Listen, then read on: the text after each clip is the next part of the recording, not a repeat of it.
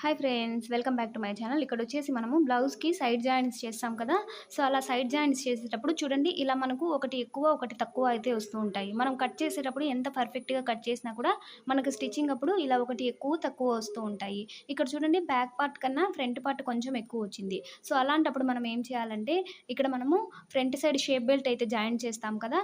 So, అదొచ్చేసి మనము సరిగ్గా joint చేయకపోయినా కూడా ఇలా ఎగుడు దిగుడు అయితే వస్తుంది. సో, అలాంటప్పుడు మనం ఏం చేయాలంటే, ఈ షేప్ బెల్ట్‌కి ఇంకొంచెం పట్టేసేయాలి. ఒక పావించు గాని, ఒక పాదం ఇంచు గాని వెడల్పుతో ఇంకొక స్టిచ్ అయితే వేసేసుకోవాలి. చూడండి, ఇక్కడ నేను ఇంకొక స్టిచ్ అయితే వేసేసాను. ఇప్పుడొచ్చేసి ఒకసారి చెక్ చేసుకుందాం. ఈ సైడ్ జాయింట్స్ కరెక్ట్‌గా వచ్చిందో లేదో. చూడండి, ఇంకొకసారి బ్లౌజ్‌ని ఇలా పెట్టేసుకొని చెక్ చేసుకోవాలి. చూడండి, ఇప్పుడొచ్చేసి మనకు కరెక్ట్‌గా సమానంగా అయితే వచ్చాయి. చూడండి, ఫ్రంట్ సైడ్, బ్యాక్ సైడ్ కూడా మనకు ఈక్వల్‌గా అయితే వచ్చేసాయి.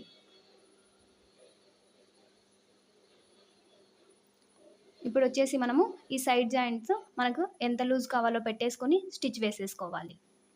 చూడండి, ఇక్కడ 5 ఇంచులు ఉందనమాట లూజు. సో, 5 ఇంచులు వదిలేసుకొని మనము ఇలా స్టిచ్ వేసుకోవాలి. మన ఛానల్ ఎవరైనా ఫస్ట్ టైమ్ చూస్తున్నట్లయితే ప్లీజ్ సబ్స్క్రైబ్ చేసుకోండి ఫ్రెండ్స్. వీడియోలో టిప్ నచ్చితే ఒక చిన్న లైక్ చేసేయండి. యూజ్‌ఫుల్ అనిపిస్తే మీ ఫ్రెండ్స్‌తో షేర్ చేసుకోండి. ఇంకా మరిన్ని మంచి మంచి టైలరింగ్ టిప్స్ కోసం మన ఛానల్‌ని ఫాలో అయిపోండి ఫ్రెండ్స్. చూడండి, ఇక్కడైతే మనము ఇలా స్టిచ్ వేసుకోవాలి. చూడండి, మనకి కిందొచ్చేసి 2 కూడా ఇప్పుడు సమానంగా అయితే వచ్చేసాయి. చూడండి, ఒకసారి రివర్స్ చేసి కూడా మీకు చూపిస్తాను. చూడండి, సైడ్ జాయింట్స్ వచ్చేసి మనకు పర్ఫెక్ట్‌గా అయితే వచ్చేసాయి. టిప్ నచ్చితే వీడియోకి ఒక చిన్న లైక్ చేసేయండి ఫ్రెండ్స్. అలాగే మన ఛానల్ ఎవరైనా ఫస్ట్ టైమ్ చూస్తున్నట్లయితే ప్లీజ్ సబ్స్క్రైబ్ చేసుకోండి. వీడియో నచ్చితే మీ ఫ్రెండ్స్‌కి షేర్ చేసుకోండి.